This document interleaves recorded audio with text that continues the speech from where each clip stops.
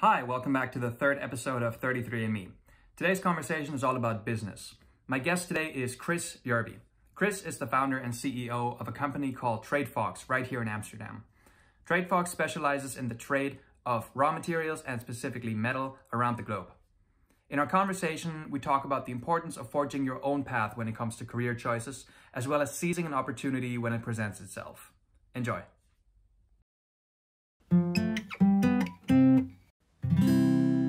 All right, so let's get into it. Hi, everyone. Welcome back to the show. My guest today is Chris. Chris will introduce himself for just a second. But before he does so, I remember meeting Chris 6 years ago or so, playing Ultimate Frisbee in a park in Amsterdam. And we got talking for whatever reason, I do not remember.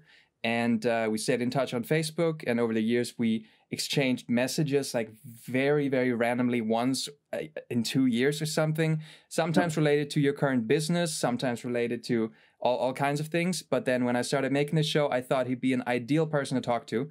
Very interesting profile. I'm very much looking forward to this conversation. And with that, yeah, Chris, take it away. Introduce yourself. Good thing. Hi, I'm Chris Yerby. I'm the founder and CEO of a company called TradeFox. The business is a platform that connects companies that trade in recyclables globally. I'm originally from Alabama, from the U.S., and lived in Atlanta for a number of years before moving about 11 years ago to Amsterdam, which is where I call home now. So it's a pleasure to be on your show today. Absolutely. Thank you so much. You're already mentioning a ton of things that I want to dig into. Perhaps we can actually start at the very beginning. You come out of high school. What do you do?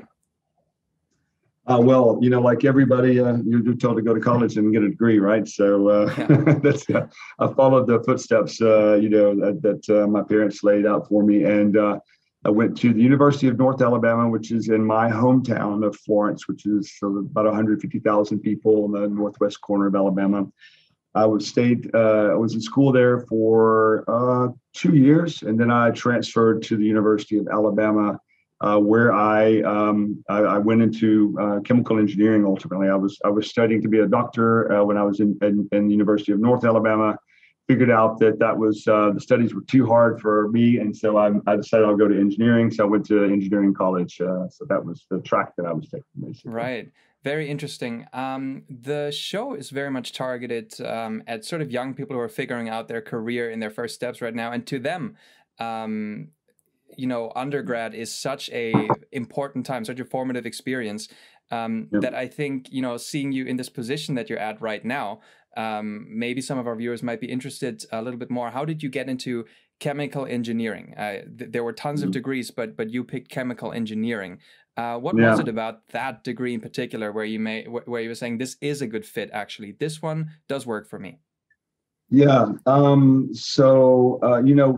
think at least for me growing up, there's a bit of a vacuum when it comes to like mentors, people that you can follow. Like, at least for me in my life, like I didn't have what my mom and dad and grandparents and aunts did for a living was not really the kind of job that I would see myself doing. They were just, they all had their own career paths, but these are just not things that were of interest to me. So the only, I guess, the one person in my life that stood out was a friend of mine's dad, who was a physician. And so I saw that, I saw that he was extremely intelligent. I liked science a bit. I thought I can learn this. So I went into that, kind of put me into the science track. I thought, well, I'll be a doctor because, that looks like a great living, looks like a great lifestyle, and it just seemed like a great challenge. And so that's the way I kind of got into it. But as I mentioned, med school was not really made for me. I mean, I was never going to make that basically happen. Right. It's just not the level of the amount of studying that's required to pass that was just too much. And you need the top grades. And I'm not really a top grades guy, but I hadn't figured that out, I guess, yet. So when that fell through, I started looking around for other career paths that I could take. And honestly, I didn't know anybody that was a chemical engineer. I just knew that I liked science. I liked chemistry. I liked biology a little bit. I love physics. I knew that I wanted to do something in science. So then I thought, well, I could become a chemist. But then I thought, yeah, but And engineering is a bit more interesting job. It's not so lab centric. You're able to, it's a bit higher level job, basically. It's something I can you kind of aspire for. So, and I knew it was a really tough degree, and it was an interesting challenge to kind of push me, forward to go deeper and deeper into science. So, in the end, I ended up in business, right? But I didn't study any business classes. I just thought this was the thing I should do. So, right, which is something that we'll definitely return to. But you mentioned that you realized that one of the degrees that you were pursuing wasn't for you. I very much respect people who can call that, who can see that and say, this isn't a good fit. And I can imagine that at the time when you made that decision, you might have had second thoughts about it. You might have said, hey, I'm already 2 years into this. What am I doing changing? That's how I would imagine that decision. What was it about that decision? Like, how were you able to make it? And what were you able to learn from that decision in the long run? Yeah, I mean, I guess at first you go through this kind of, you're frustrated at first because you realize that you set your goal towards something that you're not going to be able to achieve. And your first instinct is to try harder and harder, right? And you kind of become consumed with the goal. And at some point, if you just realize that, like I did, that I'm just not going to make the A's and B's that it takes to get into medical school. Right. Then you have to this is just now reality setting in. At some point, you have to just realize that you have to find another path, right? So, being probably the biggest change at that point in my life that I ever had to make, I had to walk away from a goal that I set my sights on and then go to something completely different. I think the first steps that I did was I came to the realization that it wasn't going to work for me. I couldn't pull it off, but then I needed a path that I could say, okay, I'm not going to do this, but I've got this other great idea. And I think that's kind of what happened. I didn't really tell a lot of people that I was going to make that change at first. I started looking for other directions, talking to close friends, finding out, what other people, were doing, and also talking to professors, for example, as well. And at some point I just got, kind of excited about this new path. And when I saw, okay, this is my new trajectory, it's also an ambitious thing. It's also gonna be a great accomplishment. Then I felt proud about it. And at that point I kind of became more public about my decision. So it was a bit of a several month struggle, essentially, of, being frustrated, a little bit depressed, then trying to find a new way and then getting excited and then going forward with it. Right. It sounds like a very formative time. It's also interesting to me the way you explained your decision for your first degree or your first university time, that this was based sort of on a role model, perhaps this friend that you were mentioning who was a physician. And then now you're mentioning that going into the second degree, you were also, connecting with people and kind of like talking to people who are a bit further down in their careers, and then that influenced your decisions. Is that a pattern that you can observe further on in your career? Mentors, sort of, that type of relationship?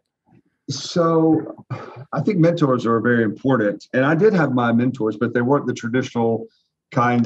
They weren't people I knew. They were authors of books, right? So I remember, in fact, during this time, actually, when I was struggling with this decision about medical school or not, or what my new path was going to be, I was also reading a book from Tony Robbins, famous speaker nowadays, right? So I had a few people like that were authors, and I read their books, and they inspired me to kind of, try to just kind of reinvent myself and move forward, and to find kind of what it is I want to do myself and set my sights high and go for it.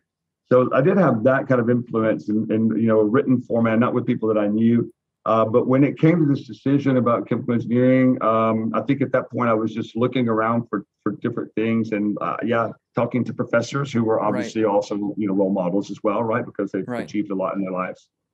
And I guess you never get away from that, right? I mean, I think that the decisions that you make about embarking on a journey, on a direction, especially when you're making a major change or a major decision, you need to look around for other people that have been there, done that, and if you can talk to them. I guess later on in my life, I even understood that people that have achieved something in their life in a direction where you're going are more than happy to get on a phone call with you. I mean, at first I was a little bit nervous about calling a complete stranger, but years later in my life, I've learned that that's actually a very important strategy, to get in touch with people who have already been successful in the area that you want to go in, find out about what's inspiring them and what's the challenges are before you go down that road. So I think mentor in one form or another is a very important point of the decision-making process.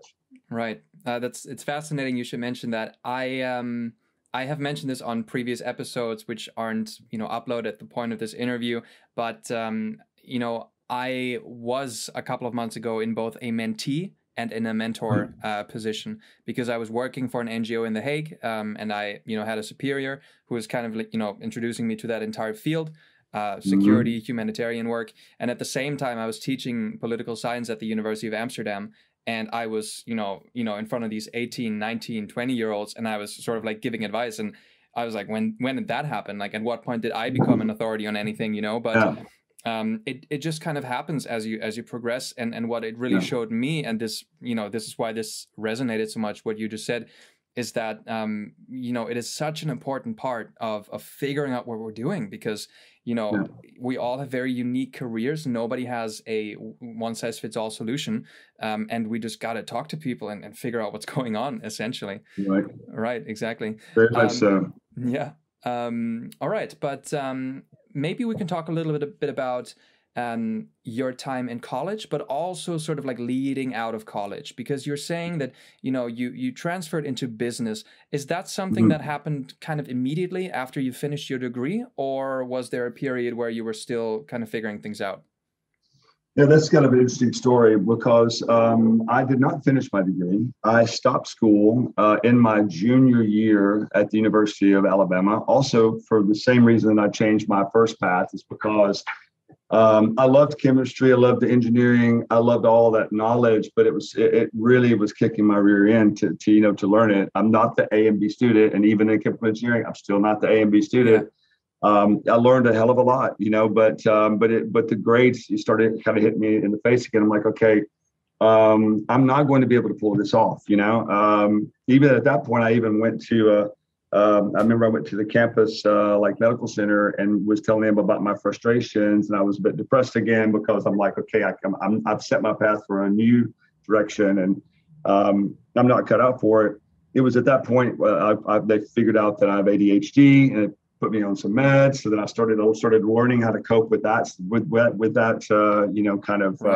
well, diagnosis, if you will, and and that helped me a little bit, but at the same time, it's still like I still knew that I was going down a path that was not something that I was going to maybe be inspired to finish. And, I gave the example about the mentoring, and we were talking about that. And actually that's funny as well, because I asked a friend of mine, I needed the inspiration because I was just frustrated, and, I was dealing with like, okay, how am I going to make this work? I need something to really motivate me. I need that mentor like I had before, and so I got in touch with a friend of mine who had graduated recently from University of Alabama, was in a chemical engineering job. So then he was the mentor. And I said, I really need to just understand what it is you do. I need to be inspired.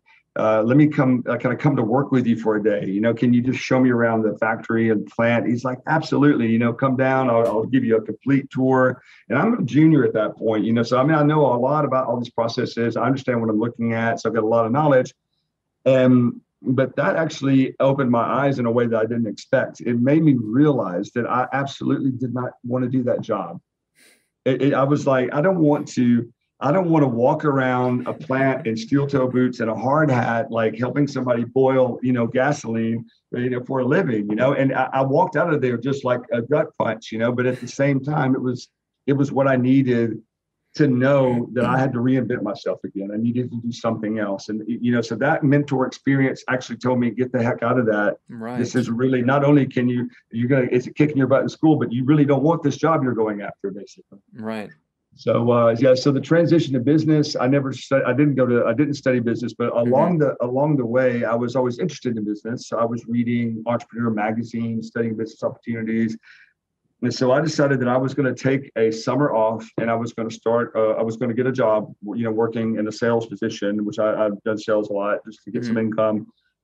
I did that for a little while. I decided that I wanted I'd been reading about this business opportunity where I could start a consulting company working in the recycling industry, in the waste industry, actually. the job would be, they were going to train me to go to factories, which I had, some experience with these types of things, machinery processes, et cetera, optimizing processes. I'd learned all these things in college, right? So I saw that I could apply the knowledge that I had gained in my engineering studies to create a business where I would go help companies save money on waste expenses, implement recycling programs. It sounded really fun. I literally didn't know anything about business. I knew very little at that point, put it that way. But I decided that I needed to do something else, and I knew that I could feel in my heart that this is exciting. This sounds like really a fun job. I can go out and meet with CEOs and explain to them I've got this process. I can help you, and I did it. I went for that, and that was the next jump. So I decided to lay out to not go back to school for another year and just have a full go at it. And I just crushed it the first year. We made really great money at that business in that first year, and I knew that I was never going back to college anymore. Right. That was the beginning of my entrepreneurial career. Right. And sometimes I'll look back and think, why didn't I go to business school? And I always avoided it because I thought it was a job where it would be boring and you wouldn't make enough money. But that I didn't know anything about business either. Right. So I didn't have any inspiration in that direction guiding me that way. So anyway, that's where I should have. I don't want to say it's where I should have been all along, because I've applied almost all of this of the skills and knowledge that I've learned in college in my businesses along the way. But this is where the passion started, where I knew I was on a path that I would never going to go back to these directions or working for another company again. Wow. I think there's a lot to unpack here, and a couple of things that I really want to focus on. One of the main things that really stood out to me here is that what resonated with me in this story that you told is that I personally find that the disconnect between the professional life and what, the academic preparation for that professional life sort of suggest the professional life will be are not in line at all in very, very few studies. Perhaps in, I was going to say the law, but even that is clerical work a lot of the time. A lot of the time, the actual job is very different. Do you think that what you went through, sort of like the two different colleges, two different degrees, and then eventually ending up in business, do you think that I think there's two ways of looking at it. One way of looking at it is the academic world kind of failed you in helping you to find what you really wanted to do quick. And the other way I could maybe look at it is like you had to fail, quote unquote, fail at these first two ideas in order to find, the business side of things. Do you agree that these are the two ways to look at it? Do you agree with one of them? Do you see it completely altogether different? So it is a bit of both, actually. But I really wouldn't change anything, because so I guess the thing is, so I've looked back on my life, and it's interesting if we fast forward to the current business, which I'm sure we'll get there. I've realized that all the education, like most of the main parts of my education, the sciences, the engineering specifically, the ability to break down big, complicated problems into small, solution sets. That's engineering. I learned that in engineering school. If I would not have gone to engineering school, I could have never gotten that bit of knowledge that I needed to make the rest of my career happen in business. Right.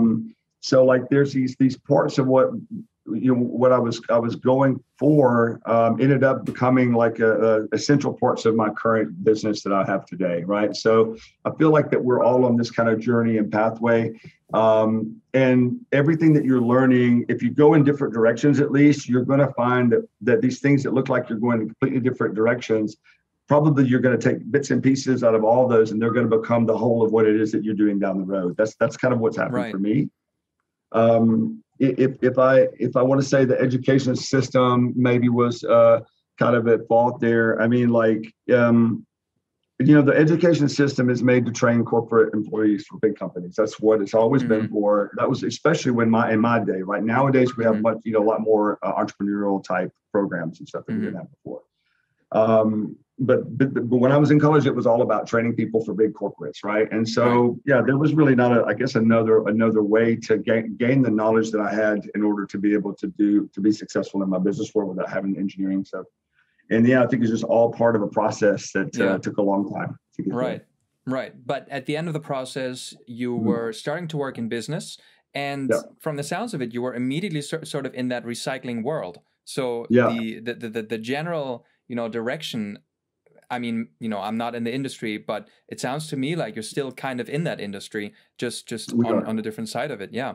Totally, absolutely, yeah. I mean, this is what it's all. So I've been in now almost 24 years in this waste and recycling industry. So yeah, but I mean, I was learning along the way, kind of as a fun hobby. I was like thinking about business. Oh, it would be kind of cool to have a franchise. It would be kind of neat to start a small business. It'd be kind of, and like, also interestingly, actually, the friend whose dad was my original kind of role model, basically. He was he and I used to talk about business opportunities all the time. So I really had to develop a knack for just thinking about business, but I didn't know what I wanted to do, So when I think because I'd come down the path of going through the science and engineering background, and my knowledge was in that area, and I love the knowledge side of it. Then when I saw this opportunity that probably many people would not find interesting, I went straight for it. I'm like, man, this is what I want to do right here. Right. Because it's processes, it's optimization, it's engineering stuff, but it's in recycling and waste. So yeah, I don't know. They just kind of led to that, basically. Right. So you mentioned you were with this company for a year, and in the first year you made good money, things were going well. Did I understand that correctly? Yeah, well, I mean, it was my own company. It was just me to start, right? So this was you already company. Doing the consulting. Okay. Exactly. So you very, very early on, you were kind of in charge of your own business. You were not really working for other people all that much. Exactly. Yeah. Was that sort of accidental, or have you always sort of seen yourself as someone who is in charge and who doesn't really work for other people? No, I didn't until that time see that from that perspective. I have learned over time that this is exactly how it is, but I didn't really understand it. Like in the beginning, people thought I was a bit crazy going off on my own, and leaving a good, not finishing college. Like even when I started my business and I was doing really well, there were certain people in my life that were saying, are you never going to go back and get that degree? You just have 1 year left. You have to get that degree, So, yeah. From the outside, it looks, it's so outside of what society would usually tell us is sort of like the safe way. But you seem to have had a hunch about this, and you seem to have been right. You seem to have been right. I learned, I had learned a lot about businesses, thinking about how they work, reading up on business opportunities, franchising. I bought and sold a few houses, rented out property with a friend that was around the same time when I started this business. We were also getting a little bit into the real estate business. I read a lot of books on real estate. And so I'd read a lot of along the way before that point about like how you can make money in business and what, but I needed to find that thing that was like, that really was calling me, and also, I struggled with, when you start a business, you have to know a lot of, you have to manage everything yourself, basically, right? You got your tax stuff, you got to have investors, you've got legal stuff, you've got to do your, bookkeeping, hiring. There's just all these things that I didn't know anything about, managing people, et cetera, right? So I found something that I could get into for really like less money, like $25,000 was the cost of buying into this business opportunity. I had a friend that believed in me enough to say, okay, I'm going to sign on the loan for you. And that was just the thing that I needed to push me off into that. And I will say it was like it's a difficult thing to leave a business of any sort. To leave a job and to go out on your own. Even for me, I'm always like pretty much a risk taker by nature. And I was working at a job as a car salesman. I mean, like that's like the most replaceable job ever. You'll find another job tomorrow, and And I was making good money, but I was nervous about like thinking I'm not going to know where my next paycheck's coming from next month. I'm just going to go off on this journey. So that was, I don't know. It just seemed like the opportunity presented itself. I thought everything's lining up. So I just finally at one point just said, I've got to go down this path and never turn back. We'll see where it goes. Right. And here we are. Right. Yeah. Okay. And then how did the next couple of years unfold? So you had your own business. Right. How did you sort of like move on from that? And it almost sounds like we're starting to approach your move to Amsterdam already. No, not even close. Was in, there's a lot more time there between these two. I mean, so I started that first business in 1997, So it's 24 years ago, right? Mm-hmm. So, well, I mean, that was super successful. As I said, I mean, I immediately was able to buy a house and a car, and like, Mm-hmm. I mean, I'm 25, I think, or something at that age. Yeah. So it was amazing, and it had a good. It was the business was had residual income built into it, which was Mm-hmm. cool because like I would perform the services for a company, but I would manage the results for like 5 years. So I had like this base that I was able to build up. And that created a platform for me because I quickly had reached within like 3 years, I was to a point that I was making enough, monthly income with absolutely no effort. I didn't have to Mm-hmm. make another sale. Mm-hmm. It's not a lot, but it was enough to support all my living expenses and everything. Then I reached a point where I could then really do what I wanted to do and pursue other opportunities. And so that's when I started a tech company with a guy that was doing my website. I learned all about the tech business from that, and then I started several companies along the way. I've started 7 companies Wow. in my career. Can you name them all, or are some of Of them? course, Yeah. yeah. Of course I can. Yeah. Maybe we can So get into one or two of them, because I think getting into 7 of them in detail. yeah, Maybe mention a couple that you thought were extra fun, or that really made a difference in your career trajectory, or yeah, just the ones that it's you a find. great idea. Yeah. Yeah, I think the ones to mention were the first one would be the tech company that I started called Every Truck Job, Mm-hmm. everytruckjob.com, still a business, still around. I co-founded it with two other people. I just was going to come in and get it going and build it up. I wanted some diversion, something else fun to do, and it seemed like a challenge. And I thought tech was cool and whatever. I only ran that company for 2 years, and I sold it back to my partners. I went back into my consulting business, but in the process, Mm-hmm. I learned what's possible with technology. Right. I saw a world I never had seen before, like what you can do with just 3 guys and computers and sitting in a dark rooms and writing code and Yeah. calling people, making sales, right? So that was what put me in this, like, on the trajectory towards the Mm-hmm. tech world. And then the other company that I think would be the most interesting to mention would be I started working with a guy who was in the cabinet business, but he had a knack for inventing and creating things, and he had designed a business like concept where essentially we would create this factory that would take all the garbage waste in from the communities around. Instead of putting it into a landfill, it would tear these bags open, pull Mm-hmm. out all the different components, and then from that manufacture products on site. So through him, I learned some very important things. I suddenly, my mind was open to kind of an interesting epiphany. Was that, like, there's one person sitting somewhere doing a job making decisions over millions of dollars, and there's another person making decisions over hundreds of dollars, and the difference is just what they know and like their Mm-hmm. perspective, and Mm-hmm. right. And this was the thing, like, it opened my mind in a big way, because we're talking about $40 million plants. Suddenly we're talking Right. about waste streams of millions of dollars, and I never even thought of in millions of dollars in my life. I didn't know Mm-hmm. even what, so it just opened up my mind a lot. So that was back in the waste industry, and it was just a big kind of eye opener. It really brought me to a point that I realized that I literally can do anything that I want. So I shouldn't like tell myself that I can't. I just Mm-hmm. need to claim it and own it and go for it. So that was a big eye opener in my career. Wow. Those sound fascinating. If you have other companies that you want to mention, by all means. I find these very fascinating. I just wanted. I was thinking if we do 7 of these, we'll probably be around for. But if there's another one, I find these very fascinating. Yeah, I mean the import. So I guess maybe we mentioned the one I'm in now, and because it all leads to a path, and it actually Right. makes the point about what I mentioned before, Mm-hmm. about that all these things and all these experiences in my life have added up and come to the current thing that I'm doing. So the Mm-hmm. step in the last stepping stone before what I do now is an import-export company that deals in recycling space. So Wow. I had a friend that I met in Germany. He's from India. He said, we need to get into import exporting. I'm like, well, I don't know anything about that. I'm in the recycling industry. He's like, well, we need steel scrap. I'm like, I don't know anything about that either.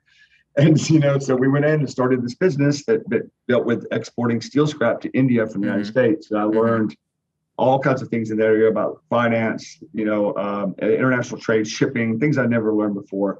And then, of course, the current company, TradeFox, is the conglomerate. It's all of these lessons more or less kind of wrapped into one. So, Yeah, I mean, I was just going to say, like, even as someone who's not in the industry, who's not tremendously familiar with your company, the last three companies that you mentioned, I can see elements of that in what you do right now. So I very much see how that all sort of culminates in what you do right now. Do you want to maybe bridge the time between TradeFox and these companies that you were running back in the US, or that you were doing back in the US? What do you mean by bridge it? You mean like connect the last one? Yeah. What happened in between those two things? Because you founded TradeFox in 2012, but so they're all sequential basically. So like, in fact, when we started TradeFox, originally, the company's called Scrap Connection still, and that was the website as well at the time. I founded that in 2012 because during my 6 years prior that I was working in the import and export and global trade of scrap metal, I met a lot of people from all over the world. I loved doing that work, but I saw that there were a lot of good people losing a lot of good money to a lot of bad people that were in there, and I wanted to do something about it. And even we ourselves lost like $150,000 in one transaction one year that literally like wiped out almost all of our operating capital. So it was a disaster for us as a company. And I decided that at that point, okay, I'm either going to leave this create that stupid scrap industry and let these guys have their industry, and I'm gone and go do something else in my life. But I was really determined to try to make a difference in that industry because I knew a lot of good people that also suffered these losses, and that became the inspiration to start this company, which is essentially a technology platform building on what I learned in technology. Developed for the global trade of recyclables, which is all about everything I've done: recyclables, processes, the whole 9 yards, right? So that's the bridge. And I closed down my trading company when we opened up Scrap Connection because I really wanted to make sure that we were focusing on one thing and not trying to run two companies. And so I shut down Scrap Connect, my trading company, and then opened up Scrap Connection the next day. Does that basically mean you went all in? Was that sort of like your sole project? Okay. Totally. Yeah. I think once more, I see you're not risk averse by nature. No, definitely not. Right, Definitely not. Yeah. Okay. But you founded that company here in the Netherlands already.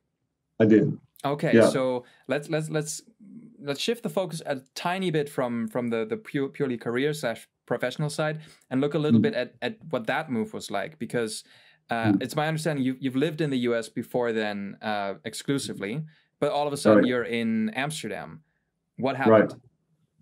Well, what brings most guys to Amsterdam, right? So a Dutch girl. So I met my wife, Mariska, in Atlanta when I lived there for 6 years. So I met her. We lived together, and at some point we moved to Holland. That was actually in 2010.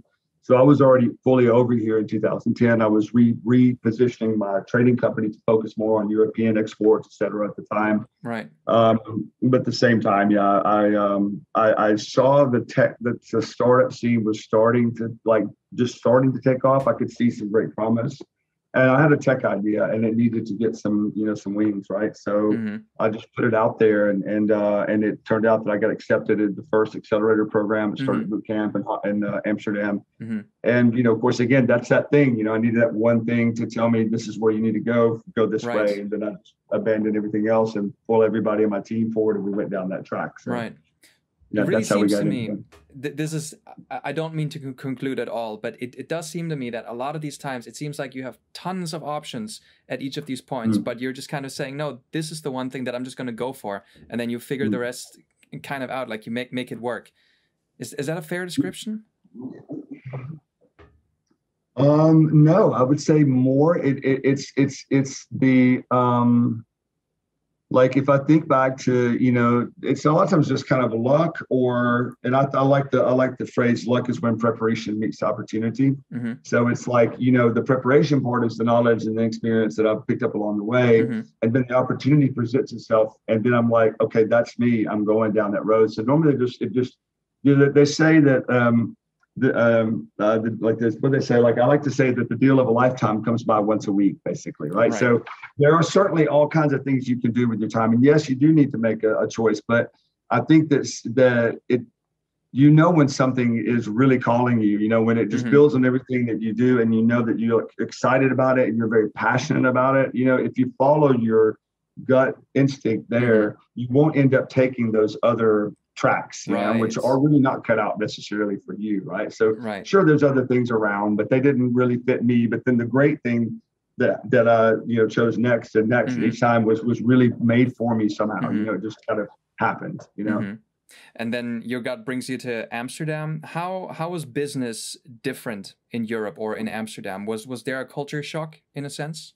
In some ways, yes. Definitely in the earlier stages on a personal level. In some ways, not a major culture shock from a personal friend building kind of perspective. Anytime you move to some other city, you have to start over from scratch again and build up your entire friend network. And it takes years to get there. And so that's that's just normal, I think. It doesn't really matter where you move to. There's some things about the way you make friends here. It's up there in the Netherlands, which were a little bit different, just from getting used to. So that's no big deal. But on a business perspective, there were things that were shocking to me because they didn't make sense to everything that I'd learned about how business should operate. Like how in the world could you allow yourself or your employees 5 weeks vacation a year? I mean, like that, for example, I was not prepared to think. I couldn't. Risk had already opened my eyes to, taking longer vacations. In fact, the longest vacation I'd taken in some probably 10 years, was with Mariska for 2 weeks. I've never taken 2-week vacation at that point from America. That was a shock, Right.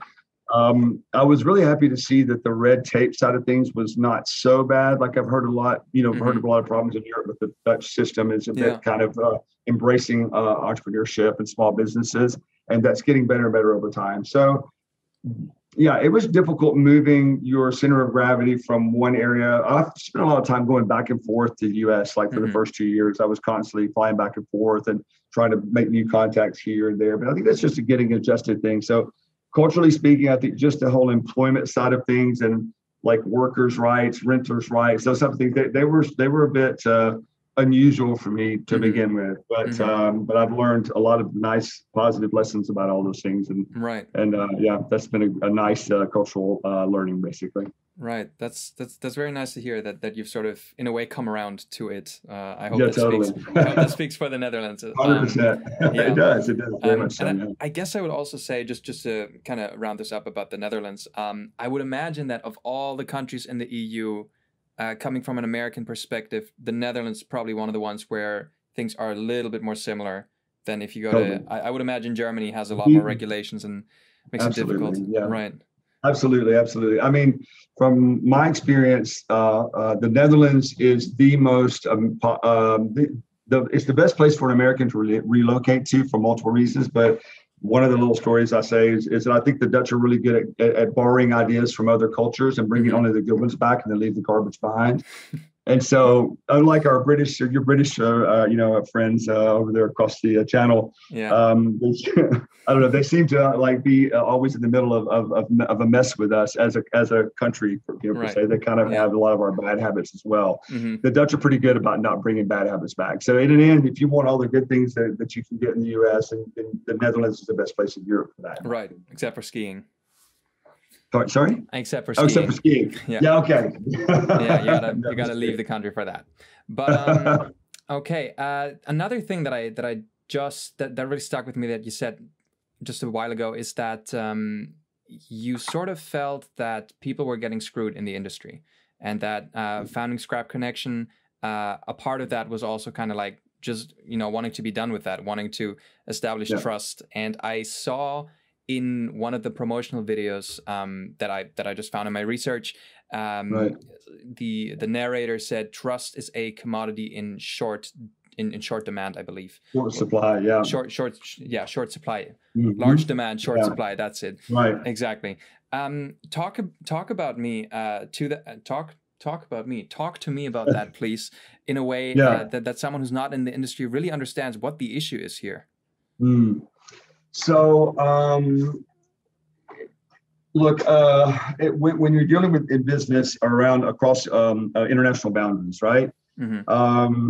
you have court systems that vary in like I'm missing another. I guess in certain countries you'll have a hard time ever getting any money back that's lost because the court system is very like biased or even corrupt, et cetera, right? And we deal in a very global space where people are trading across international boundaries all the time. And it's already just a headache to go into that country to fight to get your money back when you've been wronged. It's already a pain, basically, right?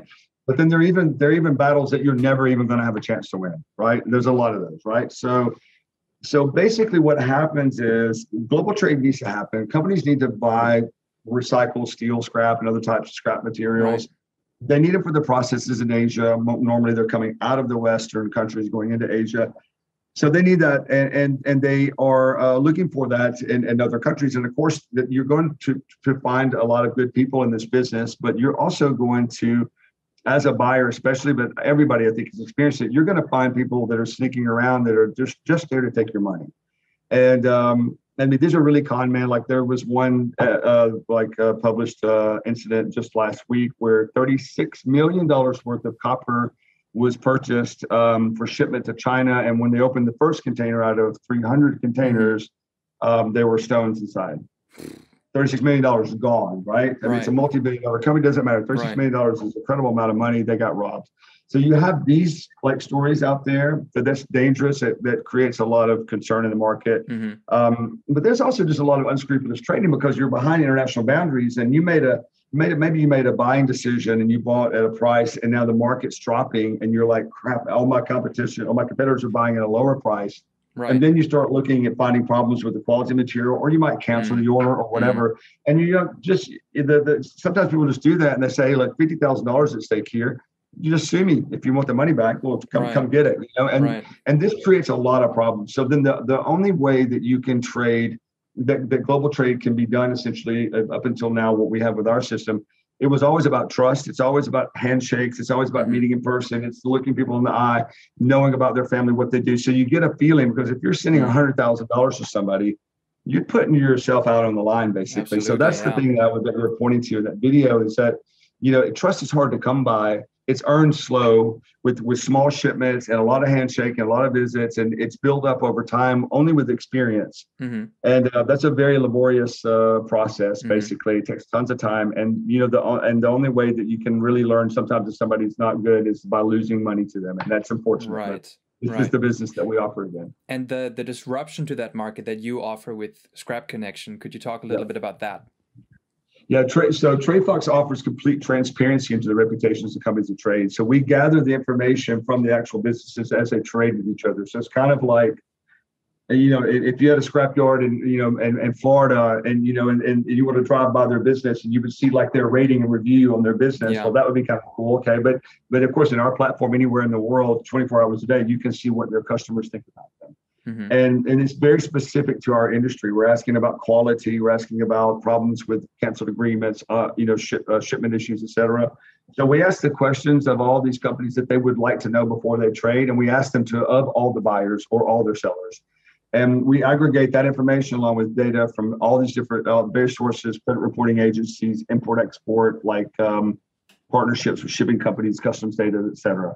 And so we bring it all together into a report so that people can make more informed decisions. And then the ultimate goal is that, people should be, I would love it. I see a time where people can travel to meet other people in person because they want to do it, not because they absolutely have to do it, not so they can spend more time with their families, because they know that they can trade with this person because the company's got a great rating and they know they're going to be safe. And after they've done business, they go see them or whatever. Nowadays, people travel all over the world, just to create the relationships and grow the business. And that's kind of, I'd like to see people be able to spend more time with families instead of flying all over the place. So. Right. Bad for the environment as well, flying if you don't really have to, right? Indeed. So, Indeed. So it does make me wonder, in light of the COVID-19 situation, how has that affected your business? So basically, we are optimized as a technology platform that allows people to trade without ever meeting, shaking hands. And then obviously, in a world that's changed where literally you can't travel, you can't meet, and you certainly shouldn't be shaking hands.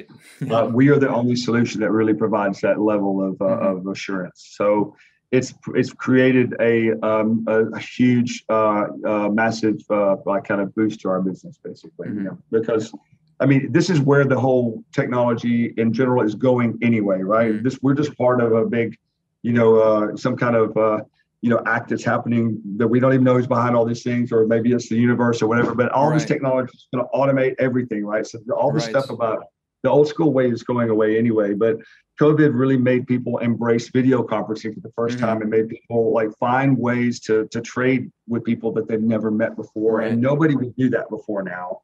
So Mm-hmm. yeah, I mean, it's been a huge, it's been a boost to our business, and I think it's changed the way people trade, and it's never Mm-hmm. going to go back. Actually, Mm-hmm. it's changed fundamentally how global trade is done.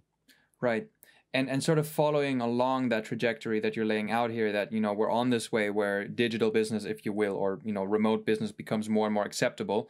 Right. Where is, the industry, the economy, at large, where's all of that headed in your opinion? What are the developments that we're going to see in the next couple of years?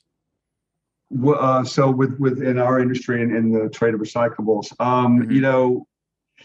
I mean, what's already here is something that I would have thought would have taken 10 years to get to. The Mm-hmm. fact that you can now, like now we have so many people willing to share information about trading partners that's becoming like this. We have this really great resource now of trades, of review trades, et cetera.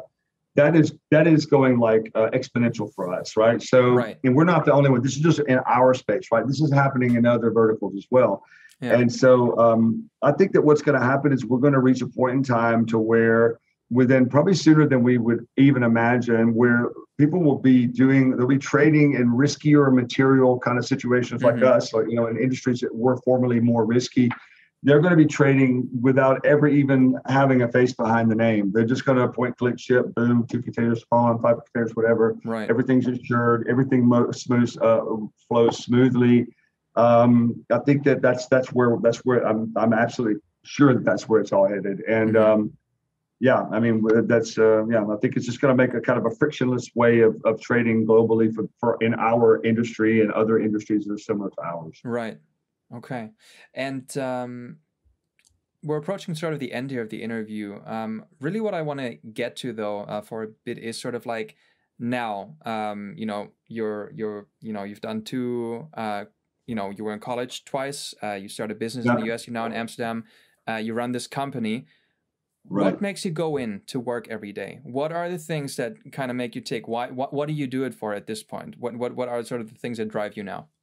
Yeah, it used to be making a lot of money, but that's somehow faded away over time. Mm-hmm. I mean, it's really not even about that anymore. Funny thing. I just love what I do. I love that I'm able to have, like, I've been given an opportunity to make a change that's really going to last for generations to come. And it's kind of, I feel honored that I'm somehow, have been given this opportunity. Right. And then, I guess, I mean, we have like 2,100 investors, the people that really believe in us, and so like, I guess there have been moments in the last 9 years in this business where, I mean, I've certainly thought about pulling the plug. I thought, man, maybe we're not going to make it. We've been out of money and whatever else. But I would say at the end of the day, I know that what we're doing is good for the world. It's good for good people. It gets rid of like cheating and stealing and robbing, which is the bad part of society. And now that there's so many people that really just have their chips put in, cashed in on us, basically they're betting that we're going to be successful. I mean, there's nothing more inspiring than just to do what I do. I mean, I don't know what to say other than that. It's just, I will tell you that years ago, like when I started the business, the one thing that kept me going before I had all these great people behind us and all the kind of success that we've kind of gotten lately was just the anger, believe it or not, of being cheated and having been robbed of $150,000 and not being able to get anything done legally. Right. Like the thing that would get me up and put me back into the work when things were just getting started and I was not sure about it was more anger, which is weird because it's like the negative. Like, I'm going to stop this, right? I'm mad about it, right? So, but now it's not something different. It's just I just feel like it's good to do. I love what I do. So, right. That sounds like a great progression. And it also sounds like a fantastic note to end this conversation on. I thought it was very enlightening, very, very interesting to see sort of your trajectory. And yeah, maybe before we leave, you can let people know how they can find you. Sure. Yeah. Well, tradefox.co is our company. And I'm on LinkedIn quite regularly. So that's Chris Yerbey, Yerbey. And yeah, I guess if anybody's listening and they are looking for, if some of this resonates and they want to have a chat yeah, on a personal level, I can always make a few minutes of time to have a chat with somebody just trying to figure their next step out in life. Right. So happy to do Awesome. that. Well, Yeah. Chris, thank you so much for making time today. And I really wish you all the best. Thanks a lot. I appreciate it. Thanks a lot. Have a Bye-bye. nice evening. Bye. Bye.